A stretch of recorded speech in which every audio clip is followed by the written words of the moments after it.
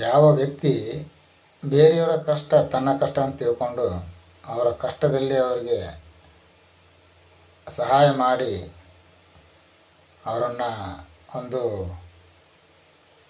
ಒಳ್ಳೆಯ ದಾರಿ ತರೋದಕ್ಕೆ ಪ್ರಯತ್ನ ಮಾಡಿರ್ತಾನಲ್ಲ, ಅಂಥ ವ್ಯಕ್ತಿಗೆ ಮಾತ್ರ ಅವರನ್ನು ಬೈದು ಬುದ್ಧಿ ಹೇಳುವಂಥ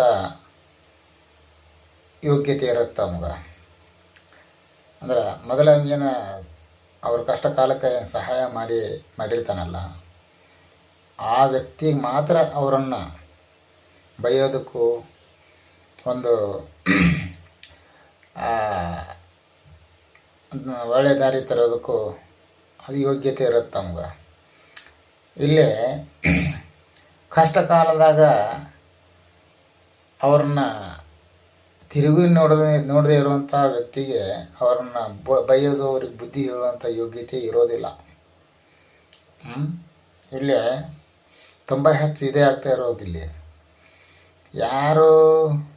ಯಾವ ವ್ಯಕ್ತಿ ಕಷ್ಟ ಕಾಲಕ್ಕೆ ಸಹಾಯ ಮಾಡಿ ಅವರಿಗೆ ಒಂದು ಒಳ್ಳೆಯ ದಾರಿ ನಡೆಯೋದಕ್ಕೆ ಅನುಕೂಲ ಮಾಡಿರ್ತಾರೆ, ಅವರು ಬೇಯ್ದು ಬುದ್ಧಿ ಹೇಳುವಂಥ ಸಂಖ್ಯೆ ಕಡಿಮೆ. ಯಾವ ವ್ಯಕ್ತಿ ಅವ್ರಿಗೆ ಕಷ್ಟ ಕಾಲಕ್ಕೆ ಆಗಿರೋದಿಲ್ಲಲ್ಲ, ಅವ್ರಿಗೆ ಬುದ್ಧಿ ಹೇಳುವಂಥ, ಬೈದು ಬುದ್ಧಿ ಹೇಳುವಂಥ ಇವ್ರು ಎಂಥವ್ರು ಅಂತಂದ್ರೆ ಆ ಸಣ್ಣ ತಪ್ಪನ ಜನರ ಮುಂದೆ ದೊಡ್ಡದಾಗಿ ಬಿಂಬಿಸುವಂಥ ಕೆಲಸ ಮಾಡೋದು.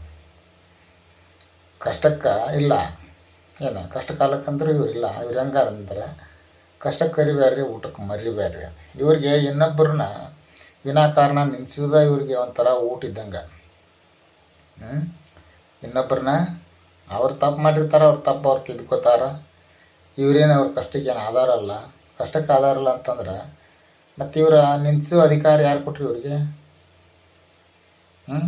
ಅದಕ್ಕೆ ಆ ರೀತಿ ನಿಮ್ಮ ಕಷ್ಟ ಕಾಲದಾಗ ಆಗದೇ ಇರುವಂಥವ್ರು ನೀವು ಬುದ್ಧಿ ಹೇಳಕ್ಕೆ ಬಂದ್ರೆ ಮುಖ ಕೊಡ್ದಂಗೆ ಹೇಳ್ಬಿಟ್ರಿ, ಅದರಲ್ಲಿ ಏನು ತಪ್ಪಿಲ್ಲ.